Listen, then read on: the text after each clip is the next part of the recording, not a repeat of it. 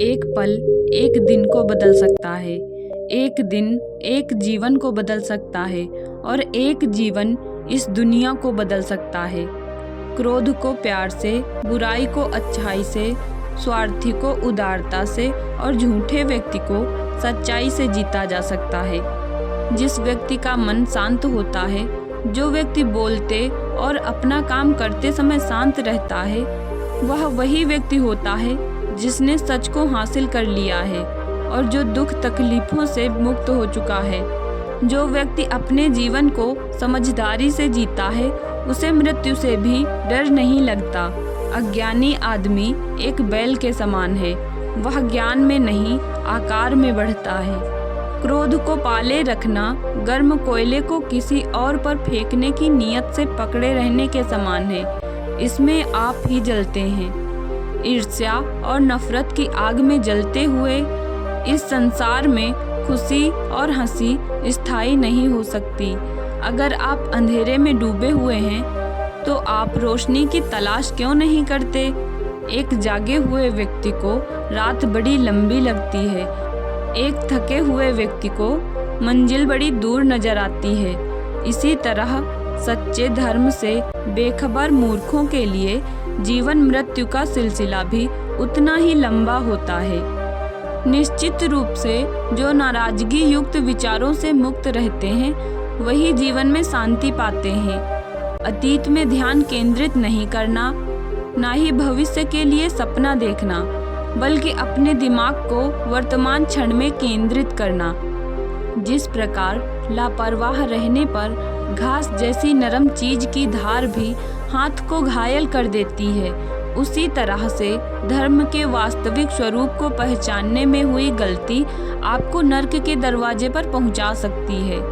बुराई अवश्य रहना चाहिए, तभी तो अच्छाई इसके ऊपर अपनी पवित्रता साबित कर सकती है। एक मूर्ख व्यक्ति एक समझदार व्यक्ति के साथ रहकर भी अपने पूरे जीवन में सच को उसी तरह से नहीं देख पाता जिस तरह से एक चम्मच सूप के स्वाद का आनंद नहीं ले पाता है। बुराइयों से दूर रहने के लिए अच्छाई का विकास कीजिए और अपने मन को अच्छे विचारों से भर लीजिए। अच्छे स्वस्थ में शरीर रखना एक कर्तव्य है, अन्यथा हम अपने मन को मजबूत और साफ रखने में सक्षम नहीं हो पाएंगे। रास्ता आकाश में नहीं है, रास्ता दिल में है। जिस तरह से आकाश में मिट्टी उछालने पर वह मुंह पर ही गिरती है, उसी तरह से मूर्ख व्यक्ति जब अच्छे लोगों के साथ बुरा करने की कोशिश करते हैं तो उनका खुद का ही बुरा होता है। हमेशा याद रखें कि बुरा कार्य अपने मन में बोझ रखने के समान है। वह व्यक्ति जो 50 लोगों से स्नेह करता है, उसके पास खुश होने के लिए 50 कारण होते हैं। जो किसी से स्नेह नहीं करता, उसके पास खुश रहने का कोई कारण नहीं होता। झरना बहुत शोर मचाता है, लेकिन सागर गहरा और शांत होता है। जिस काम को करने में वर्तमान में तो दर्द हो, लेकिन भविष्य में खुशी, उसे करने के लिए काफ़ी अभ्यास की ज़रूरत होती है। ज्ञान ध्यान से पैदा होता है और ध्यान के बिना ज्ञान खो जाता है। इसलिए ज्ञान की प्राप्ति और हानि के इस दोगुने मार्ग पर जानकर व्यक्ति को खुद को इस तरह से साधना चाहिए ताकि ज्ञान में वृद्धि हो। दूसरे लोगों के दोषों को ना देखें, ना ही उनकी गलतियों को। इसके बजाय अपने खुद के कर्मों को देखें कि आप क्या कर चुके हैं और क्या करना अभी बाकी है। अकेलापन ऐसे व्यक्ति को खुशी देता है जो कि संतोषी है, जिसने धर्म के बारे में सुना है और उसे साफ तौर पर देखा है। ईर्ष्या और नफरत की आग में जलते हुए इस संसार में खुशी और हंसी कैसे स्थायी हो सकती है? अगर आप अंधेरे में डूबे हुए हैं तो रोशनी की तलाश क्यों नहीं करते? जो व्यक्ति सच्चाई की तलाश नहीं करते, वे जीवन जीने के असली उद्देश्य भटक गए हैं। मैं कभी नहीं देखता कि क्या किया गया है, मैं केवल ये देखता हूँ कि क्या करना बाकी है।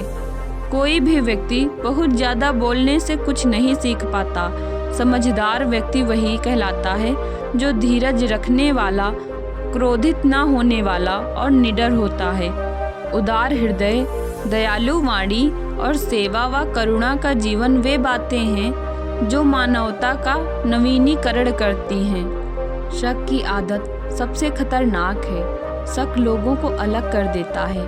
यह दो अच्छे दोस्तों को और किसी भी अच्छे रिश्ते को बर्बाद कर देता है। मन सभी मानसिक अवस्थाओं से ऊपर होता है। अगर आपको अच्छा साथी ना मिले तो अकेले चले, उस हाथी की तरह जो कि अकेले ही जंगल में घूमता है। अकेले रहना कहीं अच्छा है बजाय उन लोगों के साथ के जो कि आपकी प्रगति में बाधा बनते हैं। 3 चीज़ें लंबे समय तक छिप नहीं सकती: सूर्य, चंद्रमा और सत्य।